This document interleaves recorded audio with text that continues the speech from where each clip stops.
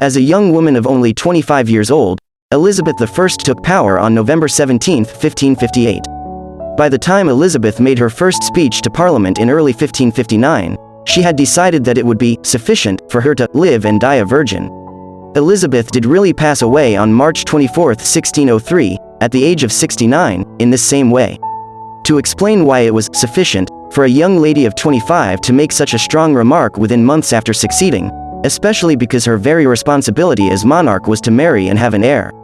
This video will analyze numerous significant events that occurred before Elizabeth's succession. It is generally best to start by examining the examples established within Elizabeth's immediate family in order to understand how she views marriage. 6 times in total, Henry VIII was married, and according to the well-known mnemonic rhyme, each marriage ended in death, divorce, beheading, and survival.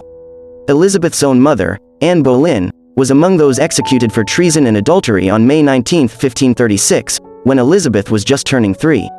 Although Elizabeth was just 8 years old when her stepmother Catherine Howard was executed on February 13, 1542, she was fully aware of the execution and was aware of the speed and ruthlessness of Queen Anne's demise. When Catherine was first taken into custody, Elizabeth's father refused even to let her argue in her own defense. Of her 4 further stepmothers, 2 were divorced and abandoned, 1 passed away in childbirth, and the other barely lived due to an implied charge of heresy, months before the passing of her own father. Elizabeth's opinions on marriage in light of her own father's unions can only be attributed to alienation or death, whether through childbirth or execution. Mary I, Elizabeth's older half-sister, had a less successful marriage to the future Philip II of Spain, whom she wed on July 25, 1554. However, the union did not last because, despite Mary's intense love for Philip, he thought her repulsive. Despite Mary's hopeful expectations during her imagined pregnancies that she would deliver the desired Catholic heir, it is not surprising that the marriage did not result in any children. Mary never again saw Philip after his quick return to Spain. Philip was the first to propose marriage when Elizabeth finally succeeded on November 17, 1558, even though Elizabeth would have needed a dispensation to wed her sister's husband. Elizabeth took care, though, to avoid the terrible error that her sister had made by wedding a Catholic foreign prince. The treasury was practically empty at the time of Elizabeth's succession because the country was impoverished by Spain's injudicious wars and humiliated by the loss of Calais. Elizabeth's first romantic encounter likewise didn't do much to endear her to the marital state. Because after her father passed away on January 28, 1547, Elizabeth was given into the custody of her stepmother, Catherine Parr, where she quickly caught the eye of Thomas Seymour, her stepmother's new spouse. Elizabeth was duly expelled when Catherine Parr, who was heavily pregnant, learned about her husband and stepdaughter's illicit flirtation in the early 1548s. Soon after, on September 5, 1548, Catherine gave birth and passed away. Thomas was then free to wed the 15-year-old princess. Thomas Seymour was condemned to death on charges of treason on the 20th of March 1549, according to historical records, but he was soon involved in a power battle with his brother, the Lord Protector Edward Seymour.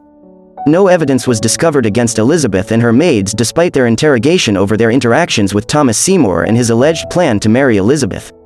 Elizabeth was first warned by her early experience with romance and flirtation, along with all its risks, that marriage could result in her own self-destruction.